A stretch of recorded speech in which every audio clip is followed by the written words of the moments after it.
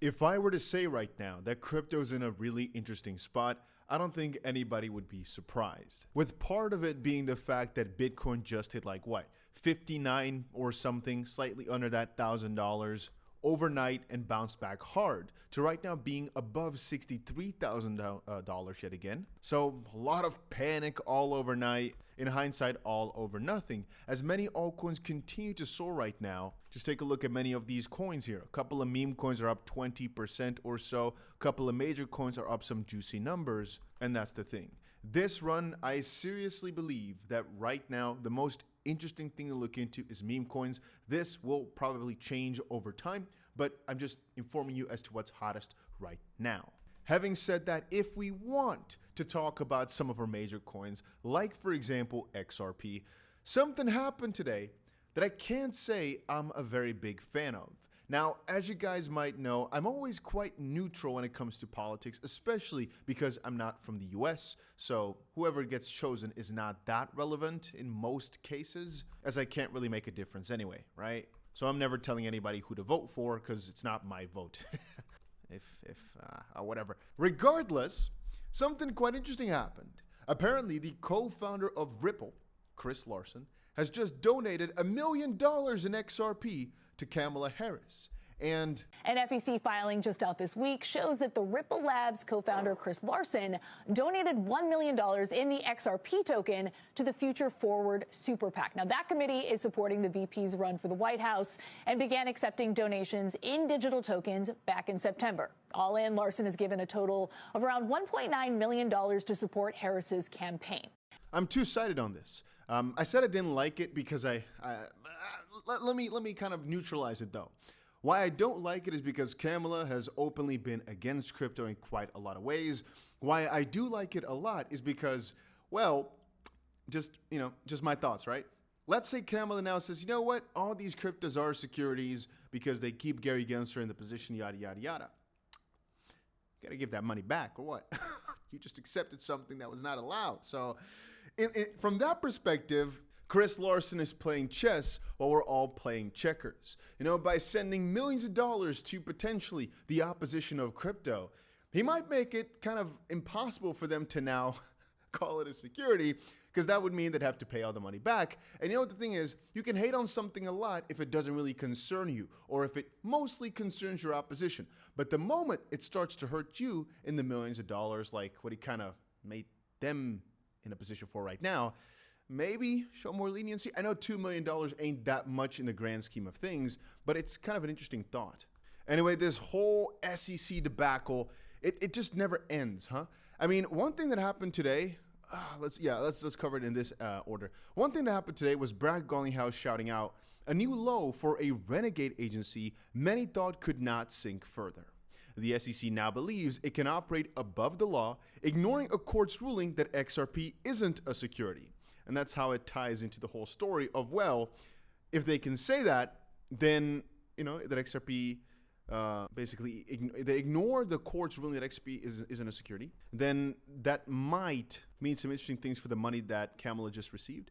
Team Ripple will be watching closely and weighing our own options to hold the SEC accountable, because what they've done, 𝗵𝗔𝗄𝒻𝑥𝐴NGE, LLC, has filed a suit against the SEC to prevent them overreaching their statutory authority and asserting joint jurisdiction over 𝗵𝗔𝗄𝒻's XRP futures contracts, which are under the sole jurisdiction of the CFTC. So even though potentially this product could be a security of sorts, in this instance here, since XRP itself is not a security, and apparently these futures contracts fall under the Commodities Futures Trading Commission. I hope that's correct. Commodity Futures Trading Commission, we got it. But the SEC wants to tangle with their fingers in the freaking soup.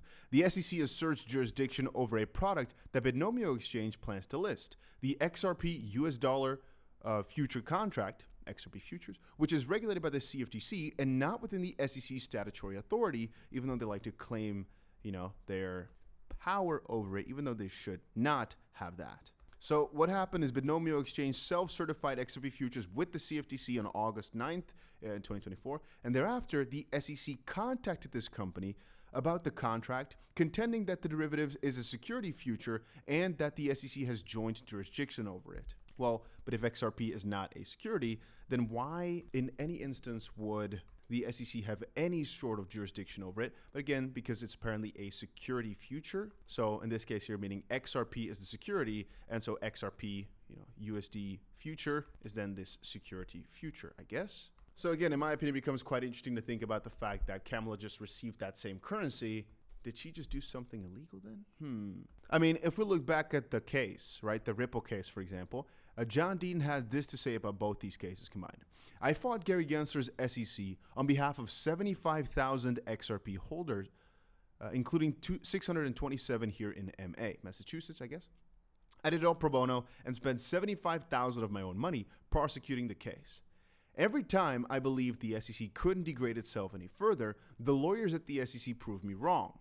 A lifelong Democrat judge appointed by Barack Obama agreed with me and relied on some of the evidence and briefing that I provided to the court.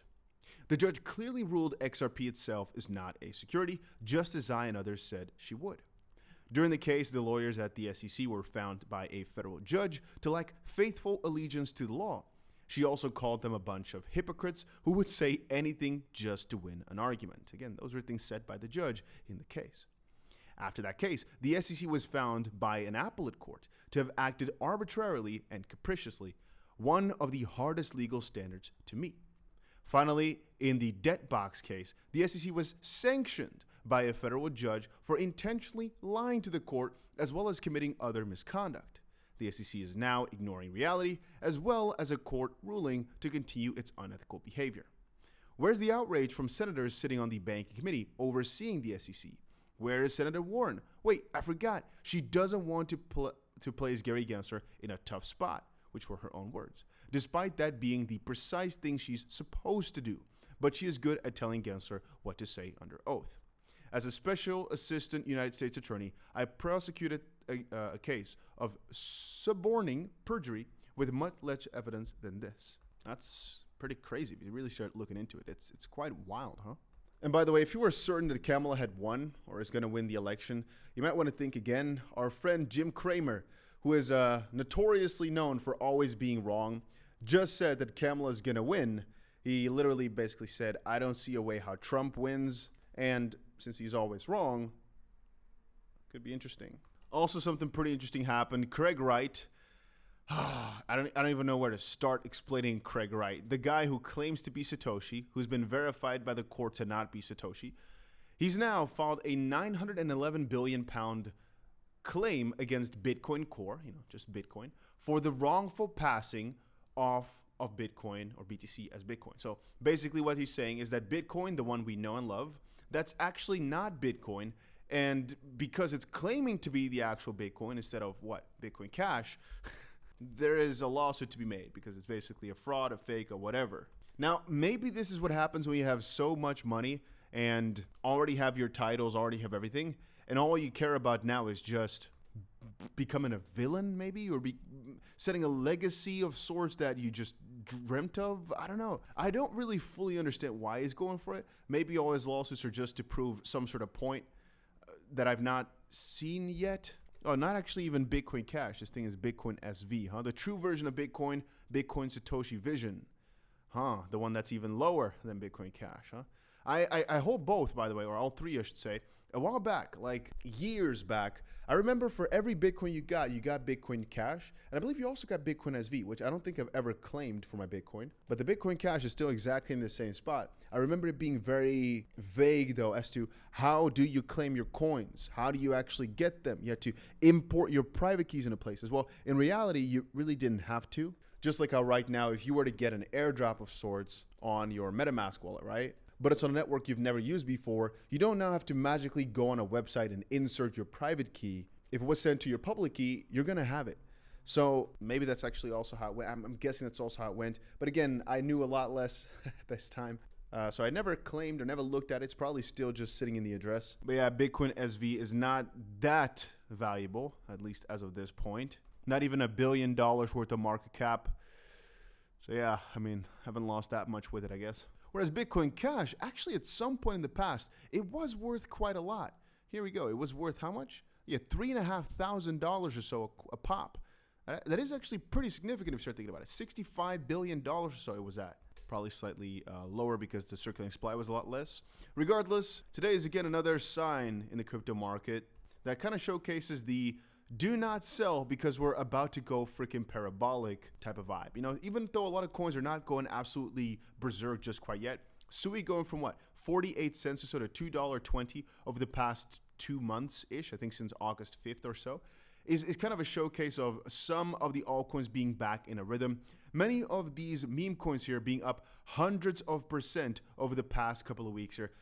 I think a lot of this is signing or signaling that some really, really bullish times are ahead. A couple of times, I think, throughout the last week here, people might have felt like, ooh, this might not be it, this might not be it. And I understand where you're coming from. But from my perspective, we are about to zoom, all right? We're about to go absolutely crazy. And it is not worth missing out on by being too, I don't want to call it stubborn, but by being too doubtful, right? A lot of this is, for example, a coin I've been pushing a lot on my Twitter and a couple of times on TikTok, etc., which has also done really, really well the past couple of weeks. It's called Mantra. And there's the fun part. We're not exactly sure what the next main run is going to be about. It's going to be RWA. It's going to be AI. Is it going to be just memes? Right now, though, it's memes all the way through. Retail's not in, though. So you don't really know what the next big trend is going to be if it's not VC-led, so you can look at their investments, which right now it's not, right? VC interest is extremely low. Right now, it's mostly just the Twitter people that are making the noise and that are making the trends, it seems, which for the most part seem to be memes. This will change as more and more people get into crypto again, as most likely Bitcoin starts going higher and just something makes it out there in the broader news, which it hasn't done for a long time, because you got to consider for a second. Bitcoin is still at 63,000, yet the interest in crypto is at one of the lowest points ever because all those older coins, Cardano, XRP, Ethereum, you name it, all the ones that people really bought into at the end of the previous run, for example, most people are still at an 80% or so loss on it. It's only once that starts shifting again, you see the retail start coming back and when you start seeing really insane days all across the board. Right now, it's mostly segmented. Meme coins are doing really well. Most other things are not yet. It's waiting for a catalyst, which is not here. But as I said, I think for about a month now or so, think about 2 weeks, 3 weeks, I've been saying it now. I am now starting to really prepare for the bigger move upwards. Whereas before, I was mostly thinking about how far can we go down. Now I'm starting to switch my mind up again towards, hey, what's going to start pumping? What's going to start doing good? What is already doing good? What can go do even better? So it's the shift from looking for the most undervalued assets to what is in a good momentum. Anyway, just wanted to quickly give you guys a little update on that, and that's about it.